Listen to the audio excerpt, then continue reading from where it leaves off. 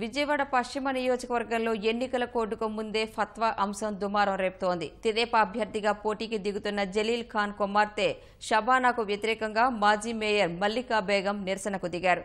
షబానా ఎన్నికల్లో పోటీ చేయకుండా ఫత్వా జారీ చేయాలని ఆమె డిమాండ్ చేయగా, గతంలో జారీ చేసిన ఫత్వానే ఇప్పుడు వర్తిస్తుందని మత గురువు తెలిపారు.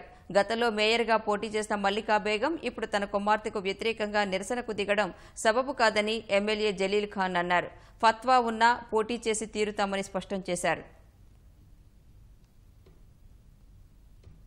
రాష్ట్రంలోని ముస్లింలందరూ కోరుకుంటున్నాను, మీ యొక్క పర్సనల్గా వస్తే మల్లికా బేగం గారికో, షబానా ఖాతున్ గారికో, తాజునిసాకు ఎవరికో వస్తుంది, కానీ మతం మీద కానీ వచ్చినప్పుడు తప్పకుండా మీ వ్యతిరేకతను తెలియజేయండి. ప్రవక్త యొక్క ఆత్మాభిమాని ఆయన గౌరవాన్ని కాపాడాలని చెప్పేసి మీ యొక్క ముస్లింలందరూ నేను కోరుకుంటున్నాను. ఇప్పుడు ఇంకో ఫత్వా ఇచ్చుకోమను, మేము కూడా కంటెస్ట్ చేస్తాం.